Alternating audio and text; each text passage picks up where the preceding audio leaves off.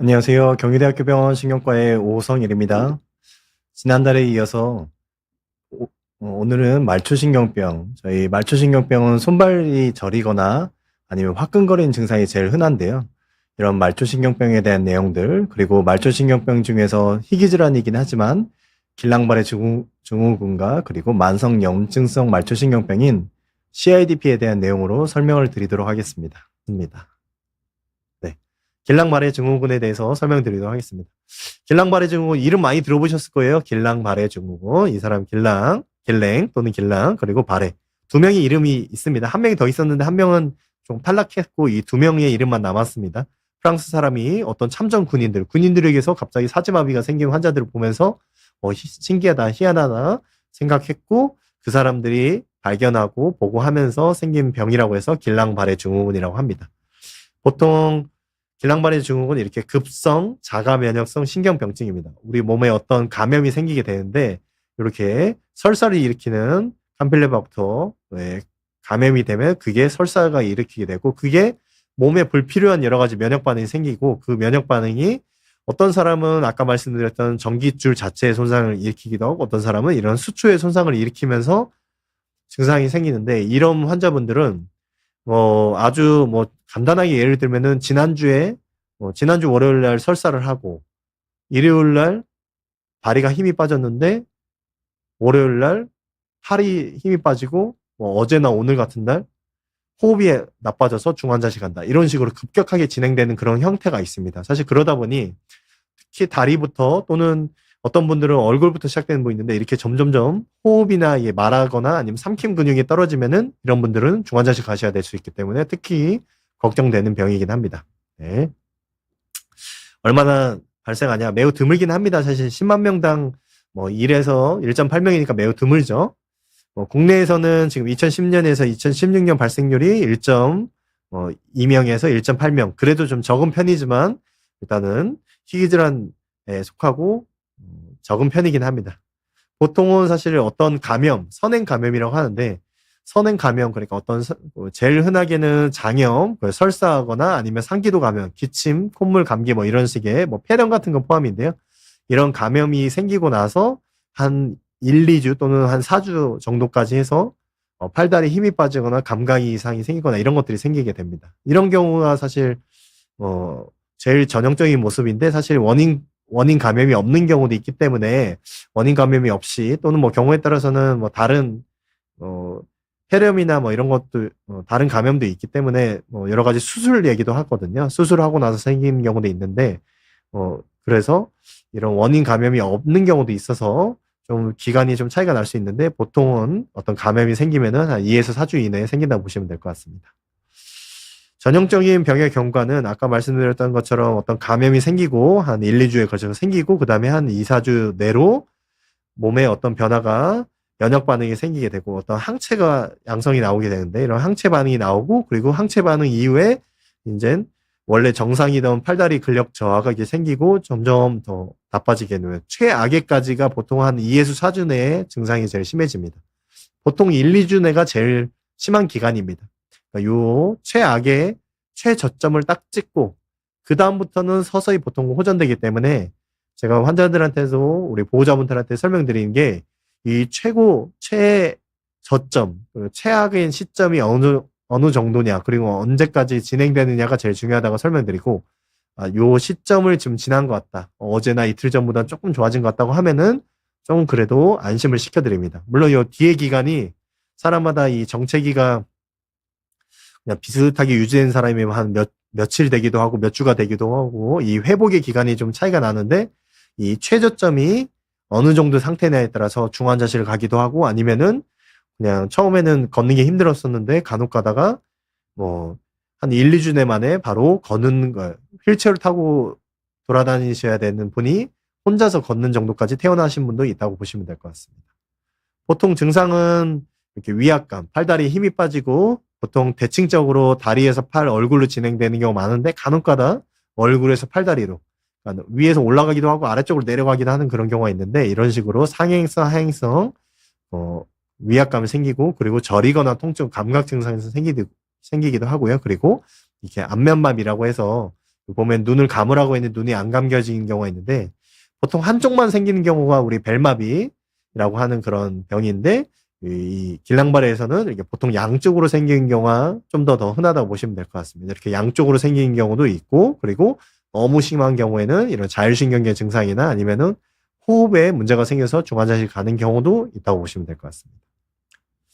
이런 길랑바레 증후군 같은 경우는 사실 이렇게 아래쪽부터 퍼지거나 위에서 아래 퍼지는 그런 형태 또는 운동신경만 손상된 경우가 제일 흔하고 그리고 밀러피셔 증후군이라고 해서 눈이 움직임이 잘 안 되거나 그리고 몸이 이렇게 균형을 잘 못 잡거나 이런 밀러피셔 증후군이라고 합니다. 사실 밀러피셔 증후군은 생명의 위험은 그렇게까지 많지 않고 비교적 괜찮고 그리고 뭐 중환자실이나 인공호흡기를 쓸 일도 별로 많지는 않아서 예후가 비교적 괜찮은 병이라고 보시면 될 것 같고 그리고 어떤 사람은 다리만, 어떤 사람은 팔만, 어떤 사람은 얼굴 위주로 말하거나 삼키는 것만 좀 떨어지는 그런 신분도 있다고 보시면 될 것 같습니다. 그래서 우리가 보통 서서히 진행되는 위압감 그리고 반사 저하 그러니까 아까 반사봉이라고 했죠. 그런 것들이 떨어지거나 2에서 4주 이내에 진행되는 형태로 우리가 진단을 어느 정도 유추해보고 그리고 뇌척수액 검사도 해보고 그리고 아까 얘기했던 신경전동 검사, 전기자극 검사도 같이 하게 됩니다. 물론 이런 것들을 하면서 혹시 이 병이 이렇게 척수신경이 눌리는 그런 형태의 척수병, 그러니까 어떤 디스크가 심하거나 뭐 척수염 같은 경우도 있거든요. 그리고 지난 시간에 얘기했던 중증근무력증이라고 해서 이렇게 눈꺼풀이 처지거나 두 개로 보이거나 이런 것들 그리고 중환자실 환자분들 중에서 뭐 지금은 사실 별로 없지만 가을이나 겨울쯤 되면 폐렴이나 독감을 심하게 앓게 되면은 중환자실 치료를 하고 이렇게 인공호흡기를 쓰게 되면은 이런 분들은 말초신경병이 좀 심하게 오기 때문에 근육도 싹 마르고 팔다리에 힘이 좀 빠지는 그런 중환자 치료 이후에 생기는 신경병증 같은 경우도 있기 때문에 이런 것들을 감별을 하도록 하고 있습니다. 그래서 물론 이런 게 진단이 되면 뭘 치료를 하냐. 지난번에 중증근무력증에서도 갑자기 호흡 나빠지면 치료하는 거 두 가지 설명드렸잖아요. 면역글로불린이라는 치료 그리고 혈장교환술이라는 치료가 있습니다. 여기서 보시면 아시겠지만 면역글로불린은 그냥 일반 주사입니다. 그냥 우리 수액 맞듯이 하는 거예요. 그냥 이렇게. 근데 혈장교환술은 이렇게 기계도 좀 더 복잡하고 더 굵은 혈관입니다. 우리 여기 목에다 하기도 하고 아니면 팔에 하기도 하는데 좀 더 굵은 혈관으로 해서 몸 안에 투석하듯이 우리 여러 가지 면역 반응을 조절하는 면역 관련된 세포들을 제거하고 좀 더 깨끗한 피를 다시 돌려준다는 그런 의미라고 보시면 되는데 둘 다 동시에 할 수는 없어요. 둘 중에 하나만 하셔야 되고 둘이 동시에 하는 거는 뭐 우리나라에선 뭐 보험도 안 되고 둘이 하는 게 근거도 없기 때문에 둘 중에 하나만 하신다고 보시면 될 것 같습니다. 입원하면서 그러니까 이런 치료들을 하고 입원하면서 뭘 해야 되냐? 호흡이 갑자기 나빠지는 경우가 있습니다. 사실 다리 팔로만 악화가 되는 사람이 있는데 근데 간혹 가다가 말하거나 아니면 말소리가 작아지거나 호흡이 얕아지거나 아니면은 기침이 나오거나 살에 들리거나 이러신 분들은 응급실에서 그냥 바로 중환자실을 가서 이런 상황에 대비를 하기도 합니다. 바로 이런 기관삭관을 하는 건 아닌데 언제든지 나빠질 수 있기 때문에 중환자실 가기도 하고요. 이런 심박이나 심박수나 아니면 혈압의 변화가 좀 심하고 이런 간혹 가다가 사실 아주 드물게는 심장마비 오는 경우도 있기 때문에 이런 자율신경계 기능도 확인해보고 그리고 이런 것들이 위험한 상황이 좀 없어졌다 싶으면은 그다음부터는 팔다리 힘 빠지고 균형 안 잡히는 거에 대한 이런 재활 치료를 같이 한다고 보시면 될 것 같습니다. 회복은 대체적으로 예후가 나쁘진 않습니다. 아까 말씀드린 것처럼 어느 정도 최저점이 지나면은 대부분 사실 회복이 되는데 1년 정도 지나면은 혼자서 회복돼서 독립적으로 보행 가능한 비율.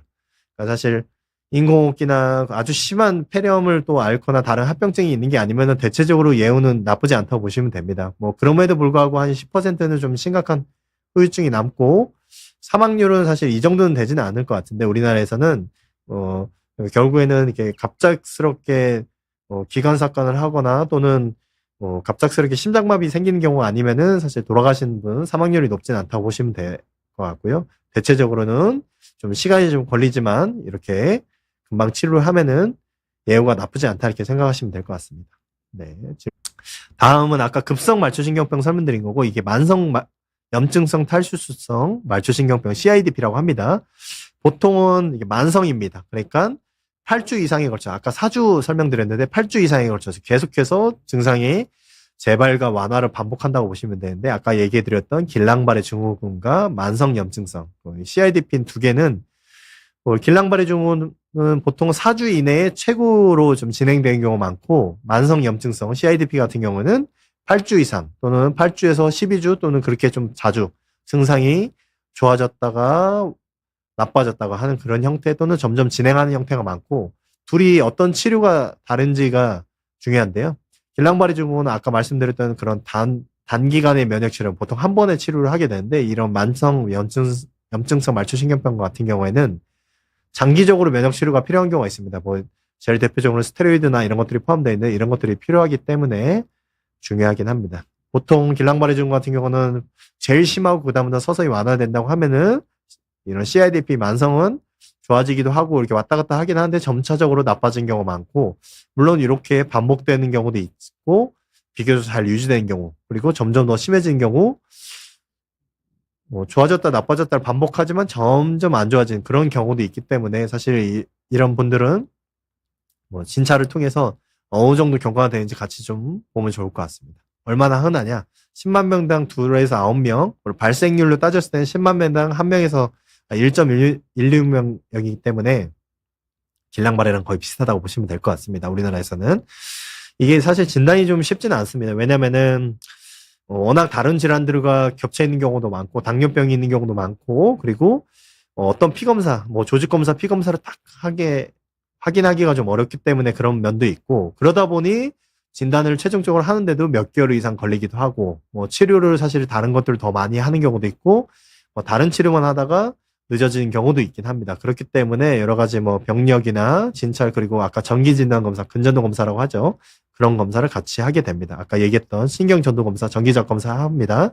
원래 이렇게 근전도 이게 전기진단, 전기 자극을 하면 이렇게 예쁜 모양이 만들어져야 되는데, 이게 모양이 찌글찌글해지는 그런 모양이 생기는 경우나, 아니면 뇌척색 검사를 했는데 뇌척색 내에 단백질이 좀 많이 올라가거나, 그리고 초음파나 MRI, 이게 초음파입니다. 이게 신경이 좀 두꺼워지거나, 아니면은 보시면 이 하얀색이 이 목에서 나오는, 경추에서 나오는 신경인데, 이런 신경이 두꺼워진 것을 확인할 수 있고, 이런 걸 통해서 이게 만성 말초신경병이다 이렇게 생각하실 수는 있을 것 같아요. 네.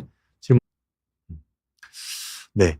이런 만성 말초신경병증 CIDP 같은 경우에는 주로는 손발 끝에 있는 경우도 있고, 아니면은 이렇게 비대칭으로 있는 다추점형 형도 있고, 운동신경만, 그리고 감각신경만 이상이 있는 경우도 있습니다. 그리고 한쪽에만 나타나는 경우에 드문 경우도 있다고 보시면 될 것 같고요.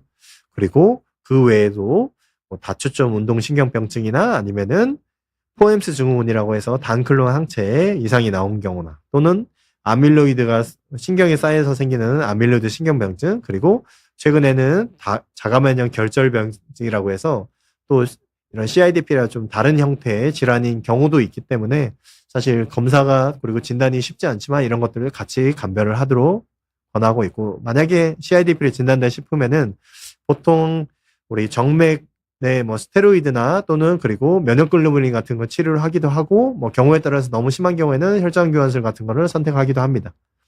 장기적으로 만약에 재발이나 완화를 반복한다 싶으면은 스테로이드를 쓰게 되는데, 스테로이드가 당연히 이렇게 다양한 부작용이 생기게 됩니다. 제가 근무력증 할 때도 설명드렸지만, 얼굴이 좀 땡그래지고 달덩이 모양이고, 아니면은 혈압도 오르고 혈당도 오르고, 특히 당뇨병 있는 말초신경병 환자분들은 혈당 오르기 때문에 더 걱정인데, 그리고 피부도 약해지고 튼살 생기고 이런 것들이 다 생길 수 있어서, 사실 최근에는 이런 스테로이드를 어느 정도 쓰다가 부작용이 있거나 불응성일 경우에는 이런 면역글로불린 주사를 유지 치료를 하기도 합니다. 치료 반응은 보통 금방 반응을 하는 경우도 있는데, 반응이 잘 안 되는 경우에는 3에서 6개월 정도. 저희가 사실 다른 약들에 대한 면역글로불린 주사라는 그런 2차 치료에 해당되는 유지 치료도 3개월에서 6개월 정도 이상의 그런 경과를 보도록 돼 있고, 그렇지 않으면은 우리 급여나 보험이 잘 안 된 경우가 있기 때문에 그런 기간을 좀 충분히 판단한 다음에 진단을 하고, 만약에 그럼에도 불구하고 반응이 없다 싶으면은 다른 질환인지, 아까 얘기했던 결절병증 같은 그런 질환들이 아닌지, 그렇게 되면 또 다른 치료를 해야 되거든요. 그런 경우는 다시 확인해 보시면 될 것 같습니다. 우리나라의 보험 기준을 생각해 보면은 만약에 진단이 됐다 싶으면은 스테로이드 먼저 써보고 또는 스테로이드나 다른 면역 억제제도 쓰면 됩니다. 아저씨프린 뭐 이런 것들이 있는데 그거 하다가 3에서 6개월 정도 경과를 보고 효과가 괜찮다 싶으면 그냥 유지하는 거고요. 만약에 별로 반응이 좋지 않다, 부작용이 심하고 반응이 안 좋다, 걷는 게 힘들다, 막 이런 식으로 되면은 그 다음에는 면역글로불린을 주사로 치료하게 되는데 처음에 2g 체중에 따라 쓰고 그 다음에 치료 반응에 따라서 1g이나 2g 정도를 2에서 4주 간격으로 주사를 한 6개월 정도 쓸 수 있게 해줍니다. 6개월 정도 이후에는 또 반응이 있는지 없는지 또는 뭐 경우에 따라서는 사실 못 쓰는 경우도 있어서 재발을 하면 또 다시 써야 되는 경우도 있어서 좀 안타까운긴 한데 이런 식의 경과를 보신다고 보시면 될 것 같고 사실 면역글로불린 치료만으로 모든 게 되면 좋지만 그렇지 않은 반응이 충분치 않은 분들이 많은데 다행히 우리 지금 미국에서 2년 전에 에프가티즈 모드 그 정도의 승인이 됐고 우리나라에서는 사실은 도입되려면 좀 시간이 좀 필요할 것 같습니다. 이거는 중증근무력증에서도 아직 도입이 안 될 정도로 사실 고비용의 약이기 때문에 사실 이런 CIDP 환자에 대해서 언제 적용될지 모르겠지만 그리고 이거랑 비슷한 계열 FcRn 차단제라고 하는 그런 계통이나 아니면 보채 경로 억제제 같은 경우가 지금 국내적으로 임상시험이 많이 되고 있습니다. 저도 역시 이런 이쪽 치료제 관련된 임상시험을 하고 있고 다른 여러 비교적 큰 병원들에서도 많이 하고 있기 때문에 혹시 본인들이 이런 치료와 관련된 임상시험에 관심이 있거나 어떤 치료 반응이 좀 충분치 않다 싶으면은 이런 것들 역시 같이 참여해 보시면은 좋을 것 같습니다. 네. 네. 마지막으로 이제 정리하고 넘어가도록 하겠습니다. 네. 네. 저희가 일단 말초신경병에 대해서 설명드렸습니다. 일단 말초신경병 같은 경우에는 아까 말씀드렸던 것처럼 머리와 척수신경 이외의 모든 팔다리 몸통에 있는 신경이라 할 수 있고 이런 것들은 유전성 희귀하지만 유전성도 있고 그리고 술이나 이런 항암제 관련되고 좀 전에 질문해 주셨던 분들처럼 독성 그리고 간이 안 좋거나 그러니까 술에 의해서 간독성일 수도 있고 아니면은 간이 안 좋거나 콩팥이 안 좋은 투석하신 분들 그리고 신경이 눌리거나 이러신 분들을 포함한 이런 분들이 말초신경병이 다양하게 생기고 그 중에서는 염증성 또는 면역매개성으로 길랑바레 병과 CIDP가 있습니다. 물론 이 두 가지 질환은 매우 희귀한 질환이긴 하지만 이 두 가지에 대한 치료도 역시 이런 질환들과 같이 겹치는 게 있기 때문에 같이 좀 설명드렸고요. 이렇게 길랑바레병이나 CIDP 같이 한두 달 내에 좀 증상의 변화가 좀 심하고 또 경우에 따라 중환자실 가는 병도 있지만 제일 흔한 거는 당뇨병 그리고 혹시나 여러 가지 독성, 술이나 이런 것들 혹시 다른 문제 아닌지에 대한 감별을 하면서 이거에 대해서 판단하는 게 중요할 것 같습니다. 네. 네, 시간이, 네, 질문이 오늘은 좀 많이 있어서 제가 질문을 좀 받다 보니까 시간이 좀 많이 지나간 것 같습니다. 네, 말초신경병, 그리고 길랑바레, 그리고 CIDP, 만성 말초신경병에 대한 치료가 지금 서서히, 물론 길랑바레가 좀 제일 늦은 듯 하긴 하지만 일단은 서서히 좀 좋아지고 있습니다. 조기에 진단하고, 그리고 여러 가지 위험 요인에 대해서 잘 관리하고, 그리고 또 새로운 치료가 있으면은 여러분들이 많이 참여해 주시고, 치료에 대해 적극적으로 좀 관리해 주시면 훨씬 더 좋을 것 같습니다. 네. 이상으로 오늘 내용 마치도록 하겠습니다. 네. 감사합니다.